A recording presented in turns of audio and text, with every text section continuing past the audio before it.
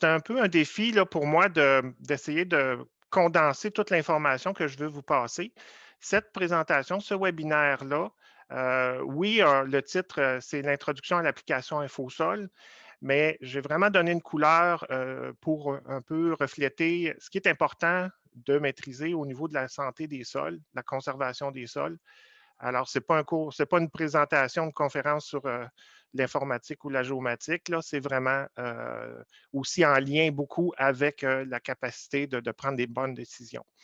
Je voudrais commencer au fond par quelques constats. C'est que le maintien et l'amélioration de la santé des sols passe par de bonnes décisions mises en œuvre par le producteur agricole. C'est lui qui, au fond, fait ses choix, mais au fond, l'agronome peut offrir des meilleurs conseils quand il est en mesure d'accéder à de l'information pertinente puis utile, puis d'offrir une perspective complémentaire au producteur agricole qui, lui, connaît bien sa terre, qu'est-ce qu'il a fait comme opération culturelle dans le passé.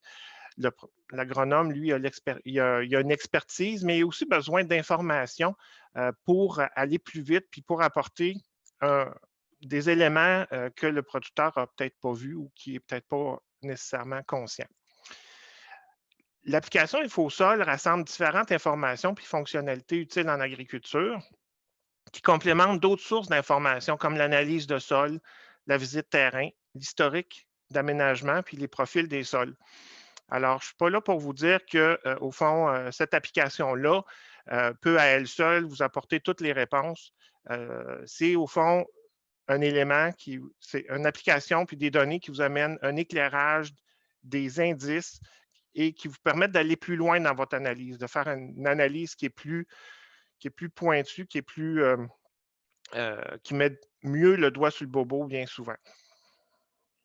Mon objectif aujourd'hui dans ce webinaire, c'est vraiment d'expliquer les possibilités de l'application InfoSol puis des informations contenues dans celle-ci pour soutenir la prise de décision éclairée en matière de santé des sols. Je m'adresse surtout au fond des gens qui ne connaissent pas encore beaucoup l'application. Il y a un autre webinaire la semaine prochaine qui va permettre d'aller plus loin à cet effet-là. J'ai aussi conçu le webinaire de façon à ce qu'il s'adresse principalement aux conseillers agricoles qui ne connaissent pas ou peu l'application. Ça peut être aussi d'intérêt pour les producteurs agricoles qui sont, comment dire, bien branchés au niveau technologique, technique, puis qui veulent en apprendre davantage. Mais c'est particulièrement intéressant pour les conseillers agricoles, les techniciens, agronomes, ingénieurs qui ont directement une source d'information qui ne leur est pas accessible autrement souvent. Alors, comme je disais, un autre webinaire sera offert le 19 janvier pour aller encore plus loin. Fait que le défi aujourd'hui, ça va être vraiment de faire un tour d'horizon, de vous démontrer puis de vous donner le goût d'intégrer davantage les outils géomatiques et l'application InfoSol dans votre prise de décision, dans vos façons de faire au quotidien. Pourquoi utiliser InfoSol, au fond, c'est que ça permet de trouver de l'information à l'échelle des parcelles puis des entreprises agricoles principalement. Ce n'est pas un outil d'analyse territoriale à l'échelle de municipalité, de MRC, de bassin versant, de profil, de statistiques, de profil global. Ce n'est pas à cette échelle-là. C'est vraiment à l'échelle pointue de l'entreprise agricole, même si on regroupe les données régionales. Ces données-là sont surtout d'intérêt quand on travaille au niveau local. Il y a plusieurs fonctions utiles qui permettent d'être efficaces avec l'outil, puis de gagner du temps, puis d'aller plus vite. Alors, il y a beaucoup d'informations pertinentes qui sont regroupées. Je mettrai surtout l'emphase sur celles qui sont listées ici, soit la pédologie, les photos aériennes puis les images satellites de différentes années, le relief de précision qui est offert et traité pour la plupart des régions, également l'historique des cultures qu'on a également, qu'on va y revenir. Il y a plusieurs régions qui ont aussi des plans de drainage numérisés qui sont rendus accessibles via InfoSol. Le zonage agricole également qui est accessible, etc. Des exemples d'utilisation qui concerneraient, par exemple, la santé des sols, l'application vous permet de trouver la série de sols d'une parcelle en culture puis ses caractéristiques décrites dans le rapport de l'étude pédologique. InfoSol peut vous permettre de vérifier l'uniformité des cultures quand on a accès à des images d'été.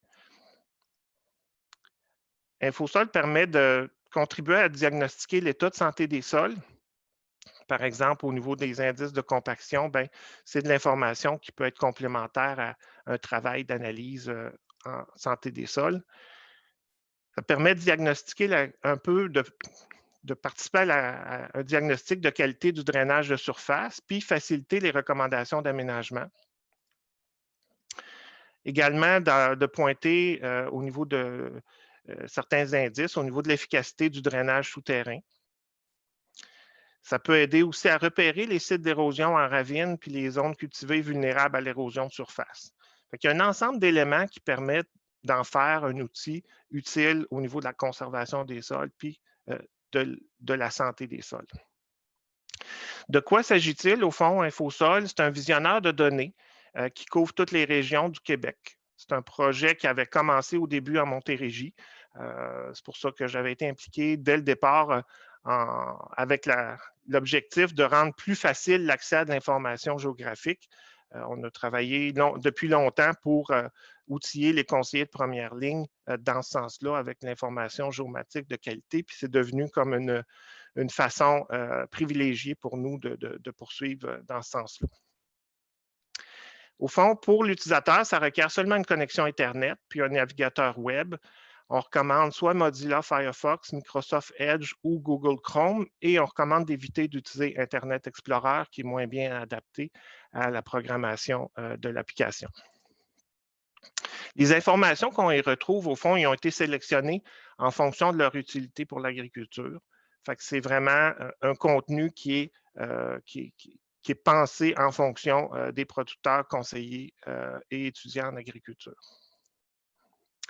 Il faut mentionner aussi que le projet n'aura pas pu se faire sans le travail de programmation puis d'hébergement qui ont été réalisés par Géomont, qui est l'agence géomatique de la Montérégie, et leur qualité là, au niveau programmation.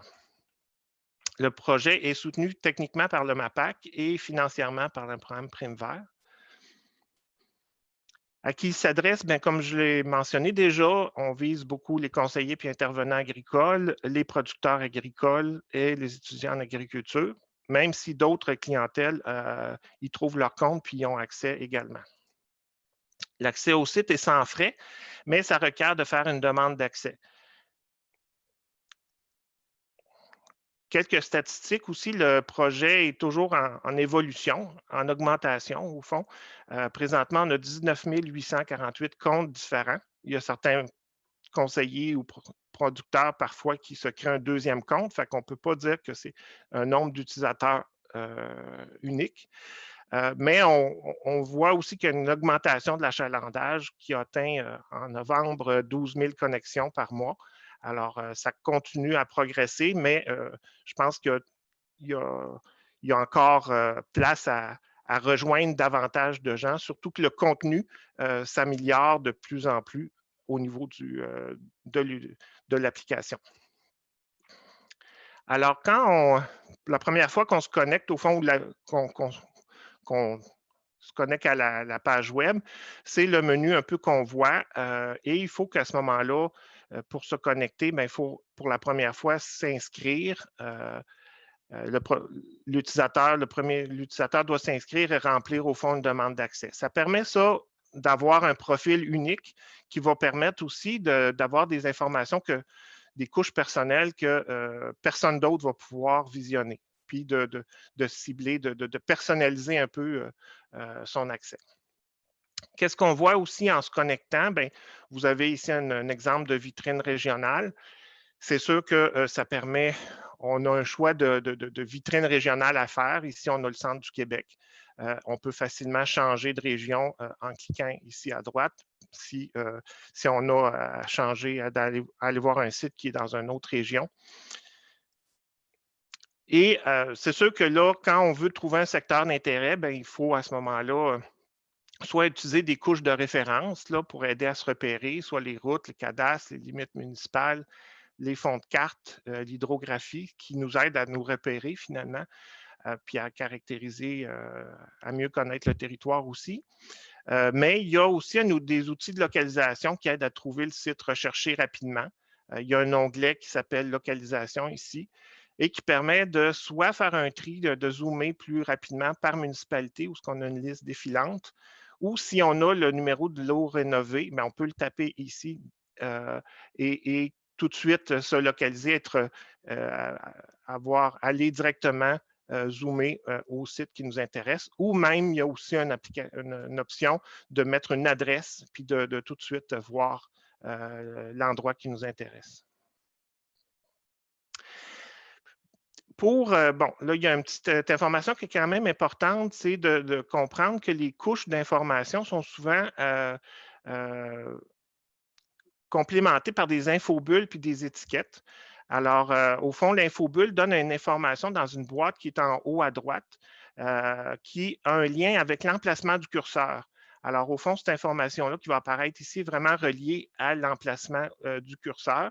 Alors que l'étiquette, on voit ici des numéros de cadastre rénové, au fond, s'affiche à l'écran. Alors, c'est la différence entre étiquette ou infobulle. Et les deux peuvent être activés ou désactivés en cliquant sur les icônes ici. Lorsqu'ils sont en couleur, ils sont activés. Lorsqu'ils sont grisés, ils sont désactivés. C'est important pour bien utiliser InfoSol. Par exemple, ici, on a la couche des photos aériennes, puis on est en Montérégie S dans cette fenêtre-là, et on affiche l'index des plans de drainage.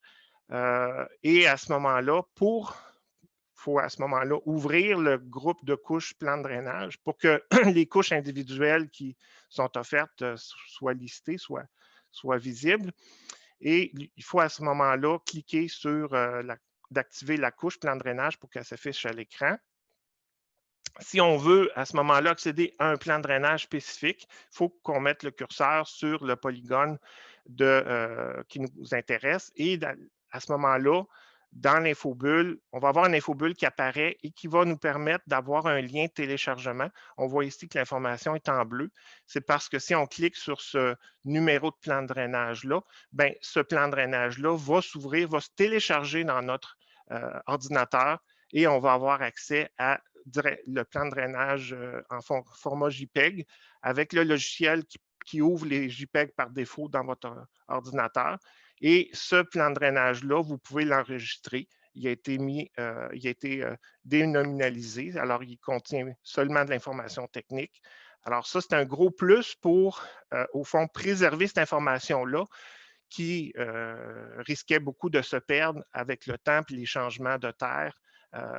C'est une infrastructure, le drainage souterrain, qui a une grande valeur, puis qu'il faut pouvoir être en mesure d'entretenir dans le temps et localiser les sorties de drain, connaître un peu comment la configuration des tuyaux quand il y a un problème, qu'on puisse être capable d'y retourner. Alors ça, au niveau des plans de drainage, au fond, il y a des milliers de plans de drainage qui ont été numérisés et qui sont offerts.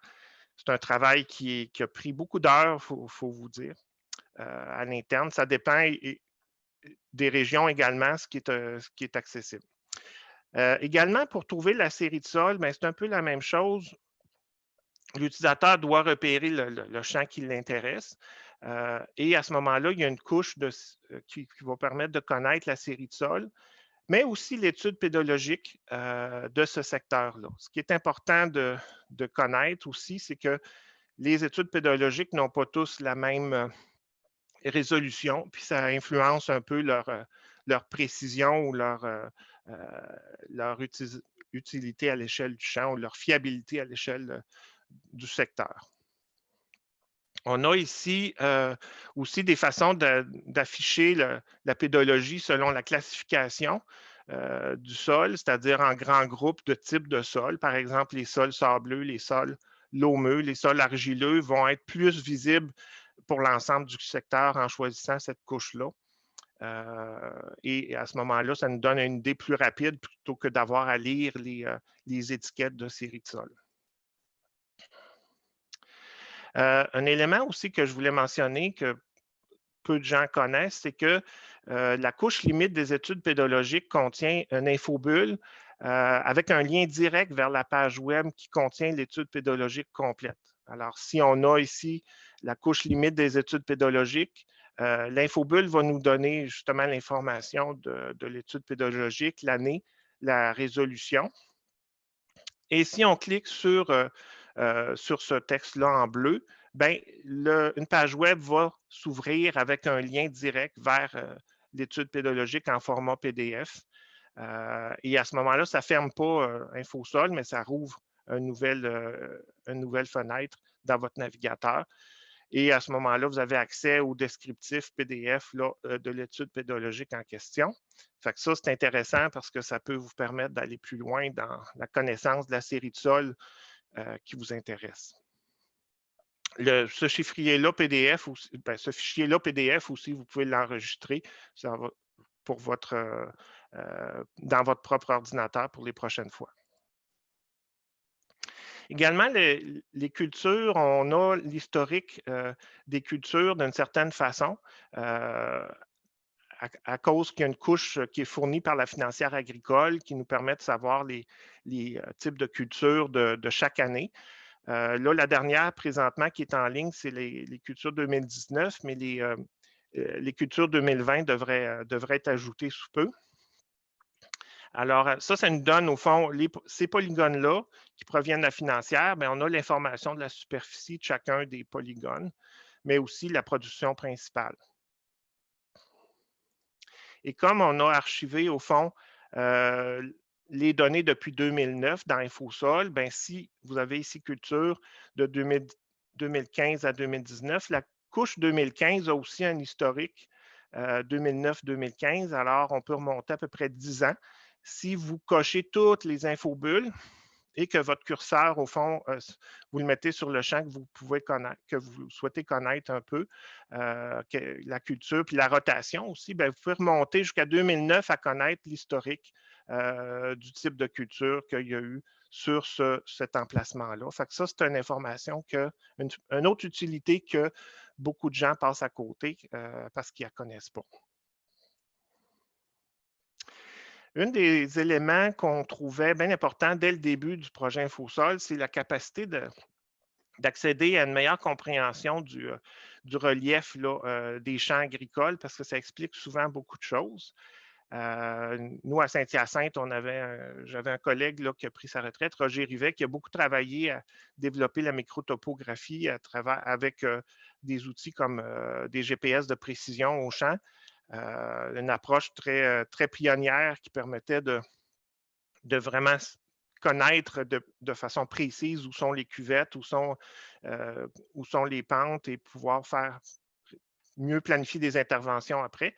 Nous, on a travaillé beaucoup avec les relevés LIDAR, au fond, qui sont maintenant disponibles pour une grande partie du Québec agricole. Et on a fait des traitements spécialisés pour les parcelles agricoles, puis qu'on rend disponibles en visionnement dans InfoSol. La plupart des couches visibles que vous voyez ici, les cuvettes, les tracés d'écoulement, les courbes de niveau, les modèles numériques de terrain, les pentes sont produites pour les surfaces en culture seulement. Ça offre certains avantages, surtout la modélisation d'écoulement. Et c'est aussi plus léger. Les courbes de niveau 1 mètre, elles couvrent aussi les zones non agricoles, c'est-à-dire les boisés, les bâtiments, les zones urbaines. Et il y a aussi une couche d'ombrage général qui est offerte, qui couvre tous les secteurs non agricoles. Alors, l'intérêt de ça, c'est qu'une fois qu'on développe un peu notre capacité de compréhension de ces couches-là, on peut tout de suite, au fond, connaître de façon assez fine qu'est-ce qui se passe au niveau du champ. On a ici des dégradés de couleurs qui nous expriment où sont les zones plus élevées du champ, au fond, le rouge et les emplacements les plus élevés du relief. Et les zones bleu foncé, ben, c'est les zones les plus basses. Et ensuite, on a des dégradés entre les deux qui nous mentionnent un peu les nuances à ce niveau-là. Sur cette photo-là, ici, on a des courbes de niveau à toutes les 50 cm de dénivelé. Alors ici, on est dans un secteur assez pentu, comme vous le devinerez. On a les tracés d'écoulement qui sont affichés en rouge. C'est une modélisation encore là de l'ordinateur à partir du relevé d'élévation. Ça ne veut pas nécessairement dire que l'eau va créer un chenal nécessairement, mais à partir d'un certain niveau de superficie, ben, l'ordinateur crée automatiquement une ligne qui est souvent très juste là, quand on fait des validations terrain, s'il y a du ruissellement de surface. Les cuvettes, ben, encore une fois, c'est une modélisation qui est faite par l'ordinateur des secteurs un peu les plus bas qu'on retrouve. On a aussi une infobulle d'élévation, encore une fois, qu'on a en haut à droite, l'élévation du terrain à l'emplacement où le curseur se situe. On a aussi une matrice de pente. Ici, à l'écran, on a aussi les courbes de niveau à 1 mètre. On voit que les courbes de niveau s'étendent au niveau des forêts, aussi des zones non agricoles, alors que la matrice de pente, elle, couvre seulement les zones en culture. On a un peu l'échelle ici des types de pentes. Sur la photo, on a une variation importante. On sait que de 6 à 10 de pente, ben, c'est des secteurs qui vont être à risque élevé d'érosion si on a des cultures annuelles, par exemple, qui sont dans ces zones-là, ben, il y a des forts risques de perte de sol, si on veut. Puis les teintes plus bleues, ben, à ce moment-là, en bas d'1 ben, généralement, là, on parle de pentes qui sont plus faibles, qui ont moins de risques d'érosion, de ruissellement. Mais à la limite, si les pentes sont très, très faibles, ben, on est peut-être dans des endroits qui ont de la difficulté à s'égoutter, là, où l'eau va stagner plus que d'autres choses. Alors voilà. Il y a aussi une application qui permet de créer un profil de pente sans même afficher les couches d'élévation. On peut créer ce profil d'élévation-là, puis qui va aussi nous fournir un calcul de pente. Alors, on a ici le bouton de l'application pour faire le profil d'élévation, puis où qu'on soit dans l'affichage, on peut créer cette ligne-là. Ça peut être aussi une ligne qui va être pas nécessairement droite, mais avec plusieurs sommets, qui va remonter, par exemple, un chenal d'écoulement pour avoir une idée des pentes moyennes selon deux manières de calculer les pentes. Fait que ça aussi, c'est un élément assez intéressant. Et même, on peut voir en promenant le curseur où on se trouve au niveau du profil de pente avec le graphique. Un autre élément important qu'on a toujours privilégié dans l'application InfoSol, c'est d'essayer de rassembler des photos aériennes de différentes années, mais aussi de différentes saisons. Parce que ces photos-là ne vont pas nous révéler la même chose s'ils ont été pris tôt au printemps ou en période de saison de culture. Alors, l'utilisation, l'accès de ça, bien souvent, ça va nous donner une information sur l'historique du champ. Est-ce qu'on est par rapport à une parcelle agricole qui a été déboisée récemment ou il y a longtemps? Est-ce que la configuration du terrain a été changée? Toutes ces informations-là sont accessibles en visionnant les photos plus anciennes. Par exemple, on a une couche de photos 79 qui est offerte sur une grosse partie du territoire agricole du Québec. Ici, pour le même secteur, au fond, on a une photo d'avril 2006, qu'on voit qu'il y a certains déboisements qui ont eu lieu entre les deux périodes. Les photos d'avril, ben, souvent vont nous révéler la façon dont la surface du terrain va s'assécher, de façon uniforme ou pas uniforme. Par contre, les champs qui vont avoir beaucoup de résidus, ben, on ne verra pas ces teintes-là de gris autant. Ici, on a une photo du mois d'août 2009. C'était une année, ça, en Montérégie, où il y avait eu beaucoup de pluie en juillet. Dès qu'il y avait un problème un peu d'égouttement, de drainage, ça a été une année difficile là, pour beaucoup de champs qui avaient une moins bonne infiltration, un moins bon drainage de surface, si on veut. Et ici, on a une photo d'avril 2014. On peut voir aussi des changements également. Là. Fait que là, le secteur est assez grand, fait que c'est difficile de voir à l'échelle parcellaire là, les changements, mais lorsqu'on est dans une utilisation plus concrète dans InfoSol, ben, c'est des éléments d'information qui sont intéressants à consulter, de voir les différentes saisons, les différentes années. Ça nous aide souvent, ça nous apporte des indices assez précieux. Également, c'est que les problèmes d'érosion et de gestion de l'eau, ben, ça va nous aider. Certaines images peuvent nous aider. Ça ne veut pas dire que le terrain qu'on a à l'étude va avoir ces données-là, mais c'est intéressant de regarder les différentes imageries pour voir s'il n'y a pas des indices comme ceux qu'on voit à l'écran ici.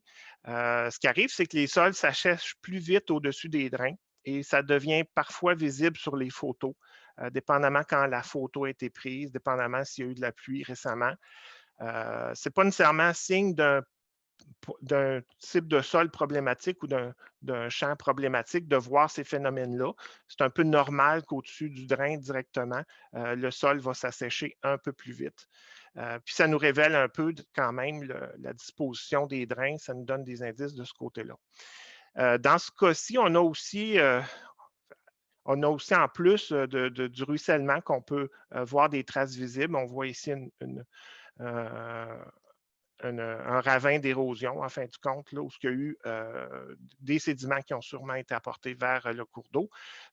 Ça nous donne un indice qu'il y a peut-être un problème qui pourrait être regardé de façon plus intense dans ce champ-là avec différentes solutions.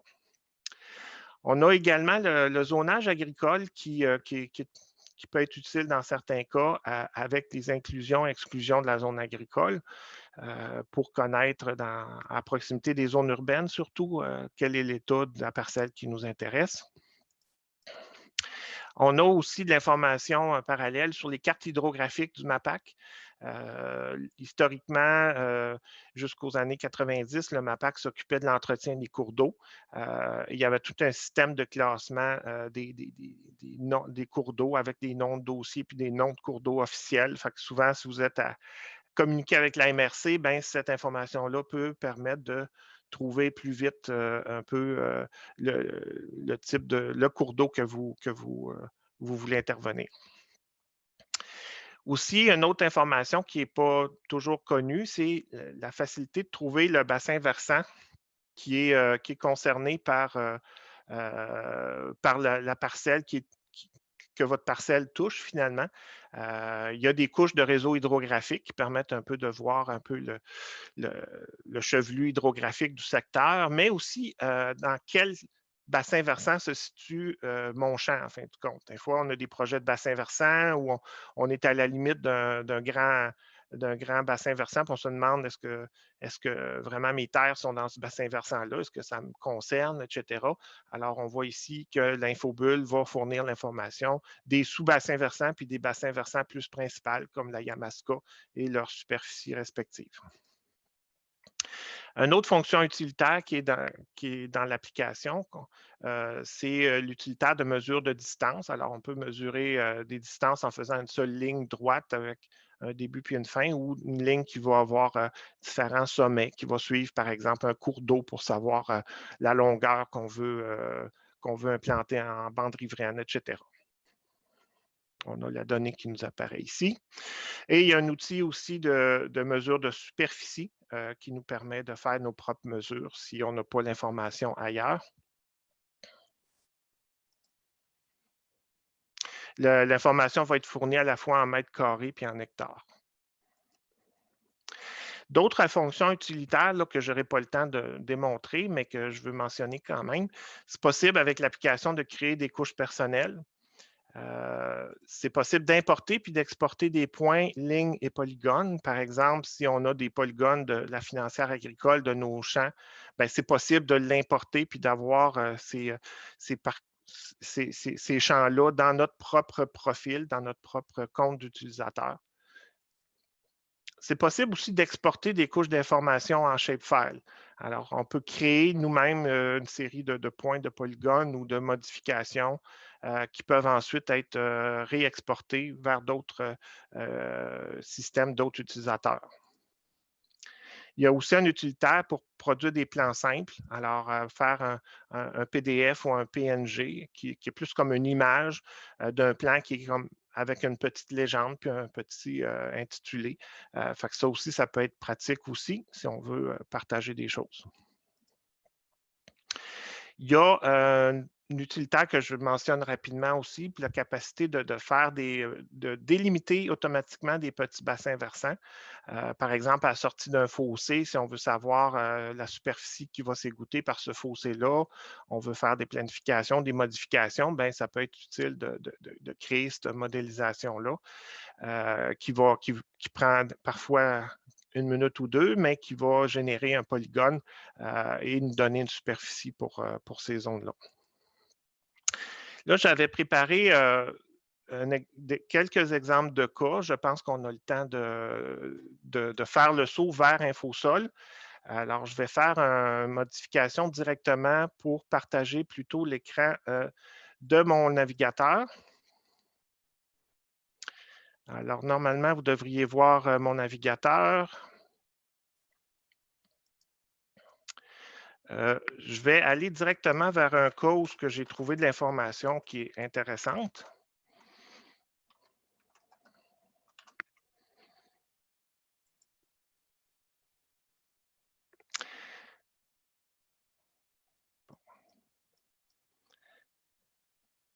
Alors, ce premier cas-là, au fond, c'est plus des cas où ce que je voulais vous montrer de la pertinence de certaines données et comment la décoder un peu, comment raisonner pour en faire des indices qui ont une signification au fond. Alors, dans ce site-ci, on a un fond de carte de Google, au fond, Google Satellite, qui nous montre un secteur. J'ai été voir dans InfoSol ne nous donnera pas l'année du fond de carte de Google. Il faut aller dans Google Earth si on veut connaître exactement cette imagerie-là, elle date de quelle année.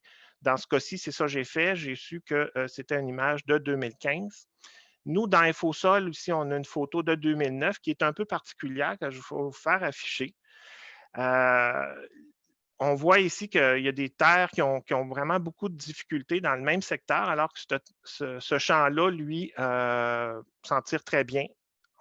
Je mentionnais tantôt que l'année 2009 était une année qui avait eu beaucoup de précipitations en juillet à Saint-Hyacinthe, puis il y avait les photos qui ont été prises les semaines suivantes pour les champs qui avaient de la difficulté d'égoutter ou d'infiltrer, ben, ça paraissait beaucoup. Alors, dans ce cas-ci, au fond, si on fait un raisonnement, puis on regarde, bon, est-ce que ces différences-là est-ce qu'on sont dues vraiment à des changements de type de sol?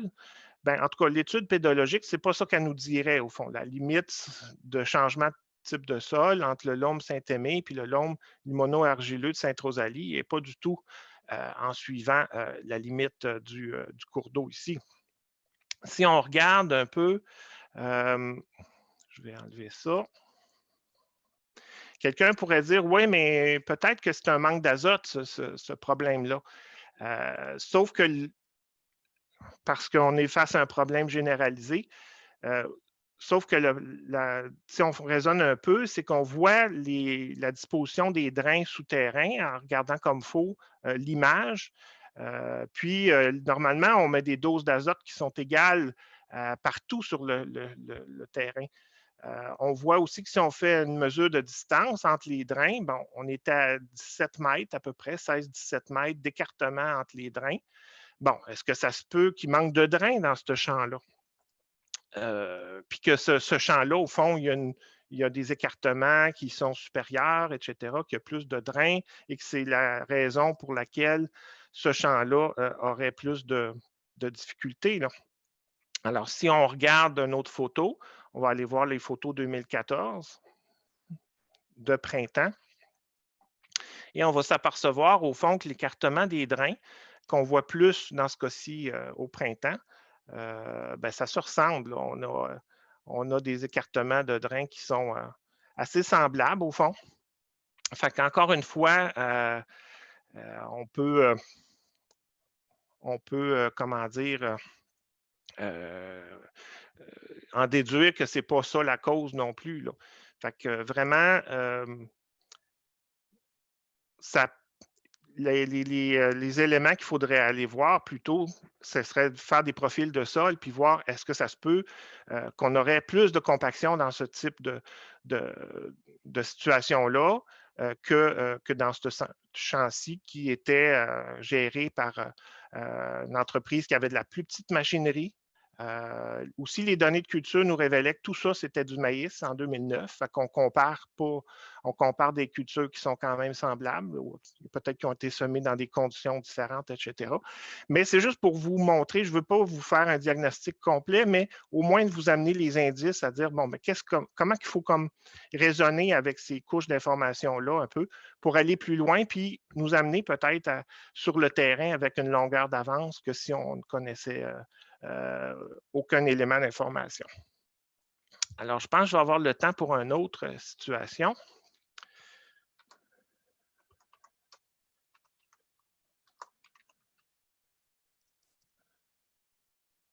Bon, ici, on a une photo satellite, encore une fois, que j'ai pu vérifier qui date de 2015, mais on voit qu'une partie du terrain a une signature semble avoir un vert très, très pâle pour une culture, je pense, qui est de maïs. Attendez, on va aller voir pour être sûr. Là. Il me semble que c'était du maïs en 2015.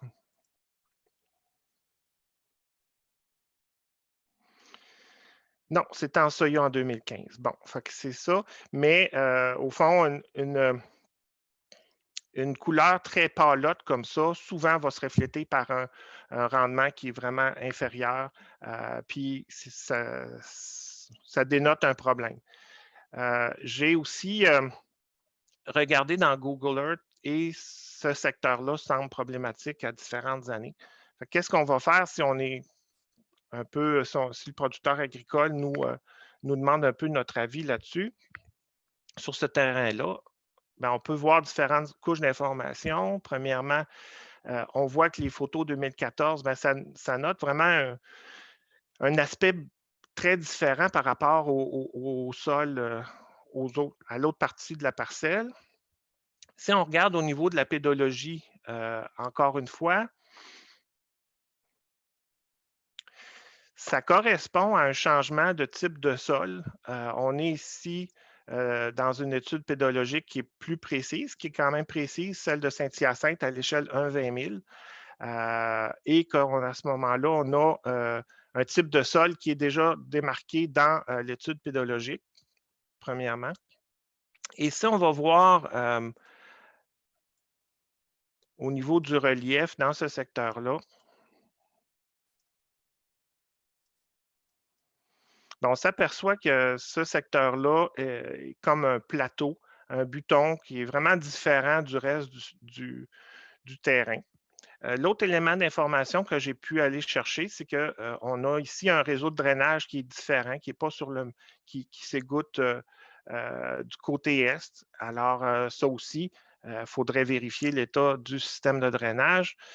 Mais on aurait peut-être aussi tout intérêt dans ces cas-là à faire une gestion par zone, puis d'aller faire de l'échantillonnage, un échantillonnage de sol juste de cette zone-là pour vraiment cerner les différences, vu qu'on a tous les éléments nous pointent dans cette direction-là, à l'effet que le sol est très différent. La pédologie, la couleur du terrain au printemps et le relief aussi. Alors, c'est un cas peut-être qui nous pointerait un peu dans une analyse comme ça. Je vais revenir au fond à. Ça ferait le tour pour les exemples de cas, au fond, parce que le temps va filer, puis aussi je veux laisser du temps à la période de questions.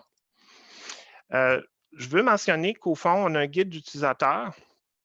Mon espoir aujourd'hui, c'est surtout de vous donner le goût d'aller plus loin par vous-même, de commencer à utiliser l'outil, mais aussi de vous poser des questions, puis de progresser dans vos analyses. Mais on a un guide utilisateur qui va un peu vous donner les étapes, plus les aspects, les façons de faire au niveau informatique, si on veut, ou géomatique ou procédurial, pour aller plus loin. Normalement, le lien va vous être donné dans le chat là, pour aller accéder. Je vous encourage à utiliser ce guide utilisateur-là dans vos démarches.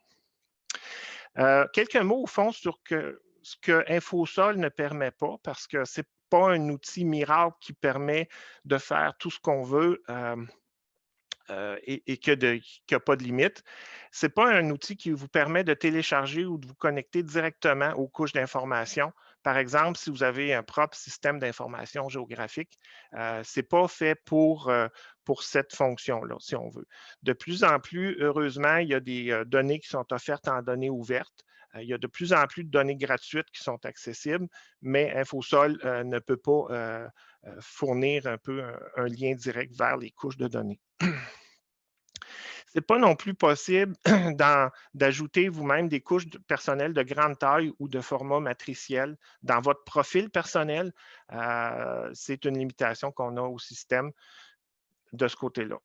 Il y a certaines fonctions avancées pour traiter l'information géographique, par exemple, pour faire des plans de nivellement, ce n'est pas possible de faire ça juste avec InfoSol, puis puis ça ne le fera jamais non plus. C'est trop complexe pour intégrer ces genres de fonctions-là. Il va y avoir toujours un besoin pour des applications, des logiciels complémentaires qu'on vous encourage à connaître et à utiliser. L'état du projet, au fond, c'est qu'il y a une nouvelle version qui sera mise en ligne en 2021. Les versions bêta sont déjà avancées. On veut, entre autres, faciliter l'utilisation sur des appareils mobiles, puis aussi le captage du signal GPS en temps réel avec un visionnement sur l'écran. Ça, c'est des éléments qui ont été priorisés. On veut garder les thématiques de santé des sols puis d'agro-environnement au cœur de l'application. Fait que de ne pas en faire un outil non plus qui vise partout, là.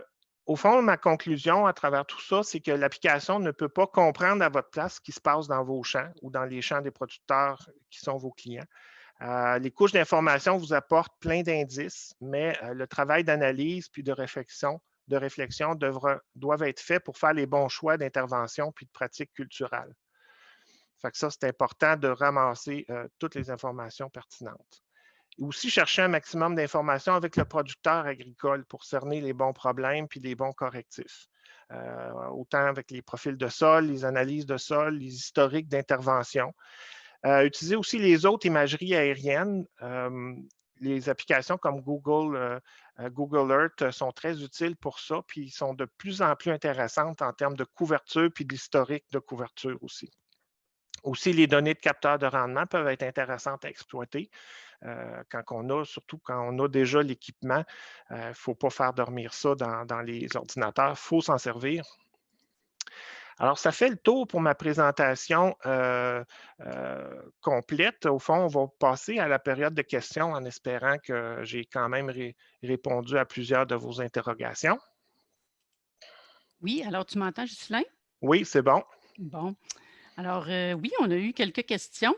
Là, tu peux ouvrir ton question and answer. Tu vas voir celle que j'ai déjà publiée, qu'on donnerait une réponse. Alors, c'est peut-être possible aussi que tu aies déjà répondu au cours de la présentation aux questions qui sont là. Fait que tu auras juste à le rappeler à ce moment-là.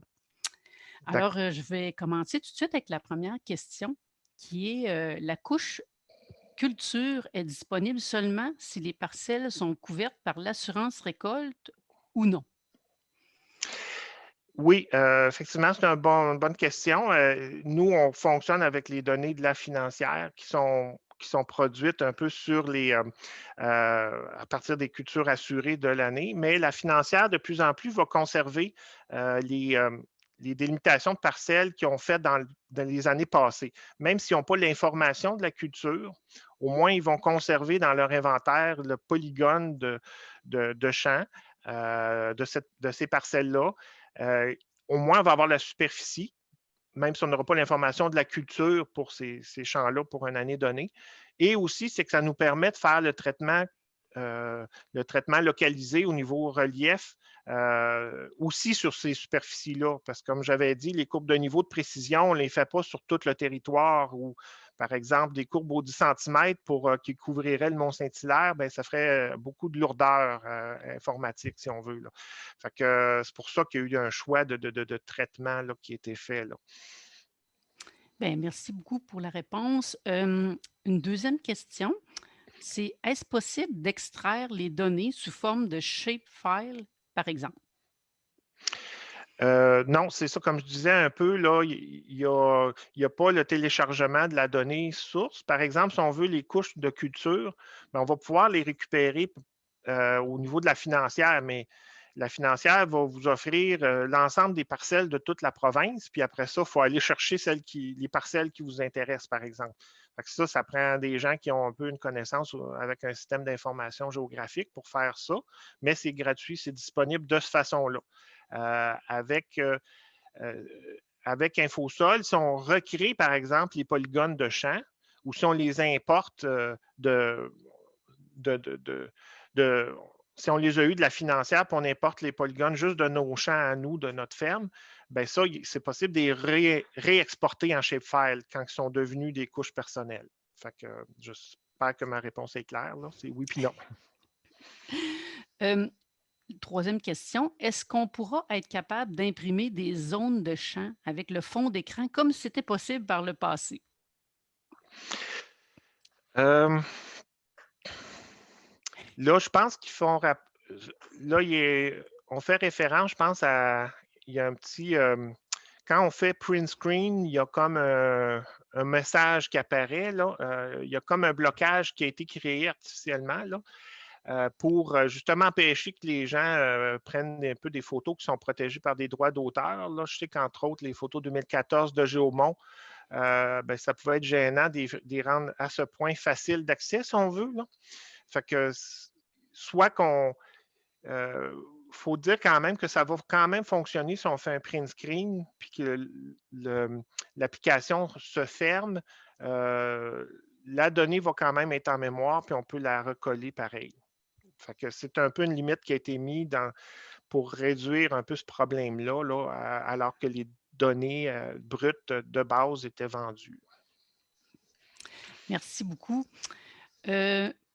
La prochaine question. Pour l'outil de mesure de superficie et distance, c'est difficile de le faire à main levée sans trembler.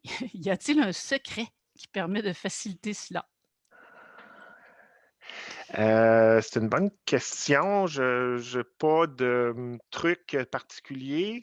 Moi, je dirais que pour ça, puis pour euh, d'autres éléments comment dire, qui demandent un peu de changer la fenêtre de visionnement, puis de zoom, tout ça, je recommande tout le temps de prendre la couche Google, qui est plus rapide de rafraîchissement.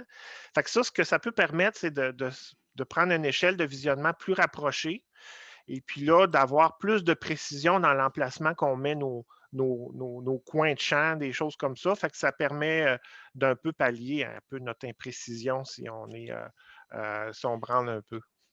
En zoomant davantage, on va être un peu plus précis dans notre délimitation. Merci, Ghislain. Prochaine question. Est-ce possible de basculer facilement de InfoSol vers Google Earth? Faut comme ouvrir deux fenêtres, je pense. Là. Moi, je suis rendu à travailler beaucoup avec deux écrans. Là, je suis un peu accro à ça. Mais je comprends que ce n'est pas tout le monde qui est installé comme ça. Sinon, il faut comme effectivement jouer avec les fenêtres, les redimensionner, passer d'une à l'autre. Google Earth, c'est vraiment un bon outil, mais c'est ça, il n'y a pas une façon d'intégrer toutes leurs imageries, leurs bases d'imagerie dans InfoSol. Alors, il faut comme trouver des trucs pour travailler parallèlement avec les deux, si on a besoin des deux sources d'information. Une petite question facile, en fait, j'espère. Aviez-vous une application mobile pour cellulaire? Non, mais c'est ça, c'est qu'une version plus adaptée qui va s'en venir. Ça ne sera pas sous la forme d'une application mobile, mais d'une version qui va être allégée, qui va être compatible plus avec justement une utilisation sur le terrain, avec ça, c'est en développement, là, si on veut, mais ça ne devrait pas prendre la forme d'une application comme telle. Oui, dans le fond, c'est juste l'affichage qui va être plus, un peu comme on fait pour nos propres outils web, là, c'est juste l'affichage qui est un peu plus facile pour le lire sur cellulaire, mais ce n'est pas une application. C'est ça. OK. Prochaine question. Comment on procède pour obtenir un rapport de sol par région? Oh, je sais pas, je suis pas sûr que je peux répondre à cette question-là, là. Je C'est ça, c'est que les études pédologiques ont été faites selon la division des comtés fédéraux, je pense, là. Alors, il n'y a pas de, il y a pas de rapport pédologique pour toute la Montérégie, par exemple, ou pour tout le centre du Québec. C'est vraiment la division a été faite par comté. Infosol permet au moins de savoir euh, les différentes études historiques qui ont été faites qui couvrent l'ensemble d'une région, mais on n'a pas l'information n'est pas toute rassemblée d'un rapport régional, si on veut, là. Ben, merci. Dans le fond, il y avait, je ne sais pas si ça revient à la même question quand la première question qu'on parlait de la financière, mais il y a quelqu'un qui a demandé si on faisait le lien avec IGO2 de la FADQ. Je ne sais pas si c'est la même chose ou c'est une question différente. Oui, c'est ça, c'est que euh, les deux ont des similarités, là, si on veut. Là. Infosol a une base qui est, qui est sur données ouvertes, qui est open source, autant que IGO2. IGO2, c'est une version qui a été un peu plus, je pense, ce que j'en comprends, là, plus formatée pour une utilisation gouvernementale, si on veut, mais qui est toujours basée sur une approche de données ouvertes. Puis la nouvelle version d'InfoSol va se rapprocher de IGO2, même si elle sera pas exactement ça non plus, là. Fait qu'il va y avoir des similitudes puis de la parenté au niveau programmation. C'est ce que j'en sais. Là. Je ne suis pas un programmeur moi-même, là. Ben, merci quand même pour les éclaircissements. Il y a quelqu'un qui se demande si il y a également des terres en Ontario ou s'il y a un projet similaire en Ontario. Y a-t-il des données ou c'est seulement au Québec finalement? J'ai vu qu'il y avait un projet un peu semblable, mais qui n'a pas nécessairement les mêmes contenus.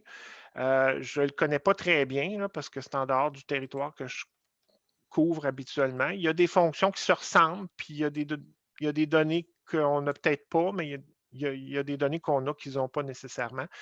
Alors, c'est un peu ça ma réponse, là. Ben, merci beaucoup. Par rapport à l'application, justement, en 2021, est-ce que, dans le fond, la personne, elle demande, c'est sur quelle plateforme que ça va se tenir, là? Je veux juste vous redonner exactement sa question, là, ce ne sera pas long. Elle me demandait si c'était euh, iOS et Microsoft, dans le fond, qu'est-ce qui est prévu, là, la nouvelle version en 2021, le savez-vous? Ben, je pense que ça va être. Je ne suis pas sûr de la réponse, là, mais ça devrait s'enligner pour être compatible à la fois pour les appareils Android puis Apple, là. Alors, ça devrait être assez universel comme équipement, là, ce qui peut être utilisé pour se connecter à la future version d'InfoSol. Mais il va y avoir toute une période de test puis de rodage là, qu'on va avoir à faire. Puis, il y a aussi le fait ça va être une approche un peu différente que d'avoir des vitrines régionales. Ils vont tenter de tout rassembler dans une seule application qui va avoir l'information de toutes les régions dans un seul lien, là, si on veut. Fait que, c'est ça on essaie d'attacher avec eux. Bon, mais c'était la dernière question, parce que là, il est déjà 11h57, hein, le temps file vite.